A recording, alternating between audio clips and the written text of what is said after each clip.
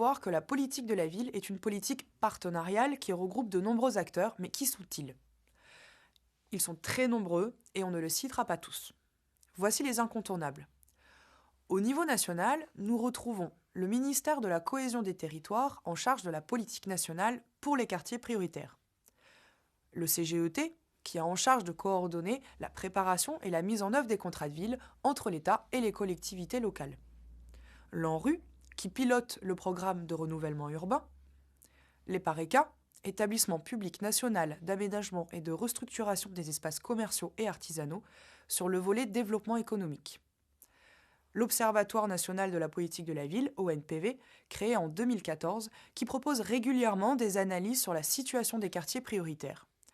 Ensuite, les différents ministères avec qui le ministère de la Ville a signé des conventions pour mobiliser le droit commun, comme par exemple éducation, intérieur, emploi, santé, justice, économie, aménagement des territoires, etc. Descendons d'un cran.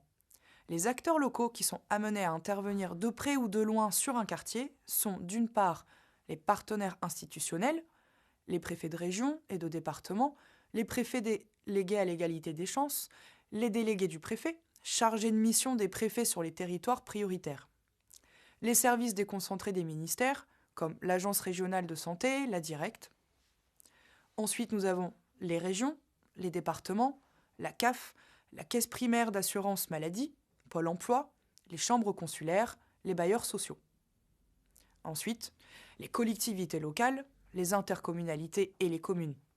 Les forces vives, les associations de quartier, les habitants, les commerçants et autres acteurs économiques. Nous vous proposons de faire un petit zoom sur quelques acteurs majeurs de la politique de la ville pour comprendre leur rôle et leur mission. Les délégués du préfet, l'agglomération et le maire. Alors, nos missions, c'est vraiment d'être l'ombre portée de la préfète au sein du quartier. Donc, nous sommes présents auprès des habitants, auprès des institutions de la ville, de l'agglomération, et puis de tous les partenaires associatifs, structures de l'État, pour accompagner les politiques publiques au sein d'un quartier. Les délégués du préfet ont été créés en 2008 dans le cadre de la dynamique du plan Espoir banlieue. Donc du coup, nous sur l'Essonne, nous sommes 11 délégués de la préfète à intervenir sur les quartiers prioritaires. Et nous sommes répartis sur un ou plusieurs quartiers, sur une ou plusieurs villes. Alors, dans la mise en œuvre du contrat de ville, le rôle du préfet a été à sa création de participer à l'écriture du contrat de ville, donc ça c'est un point important, avec le soutien de tous les services de l'État, suivant les spécialités.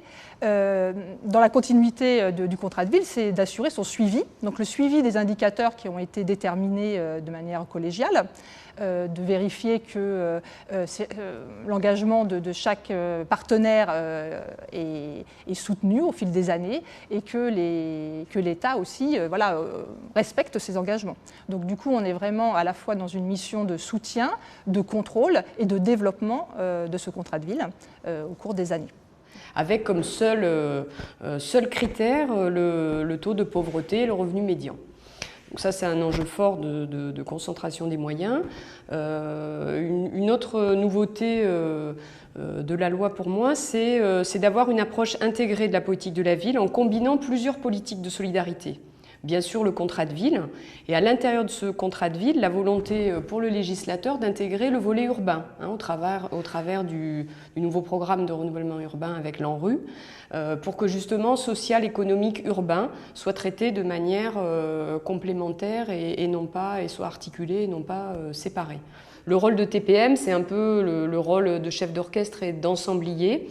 C'est lui qui peut susciter les questions stratégiques, qui bien sûr organise les instances et qui a, je dirais, globalement les missions à la fois de coordonner bien sûr, mais d'harmoniser, voire de mutualiser les pratiques et les actions. Donc sur une action de développement économique qui nous semble intéressante, qui est développée sur un territoire, voir comment on peut effectivement essaimer et élargir cette action sur l'ensemble du territoire, si tant est qu'elle répond aux besoins des habitants.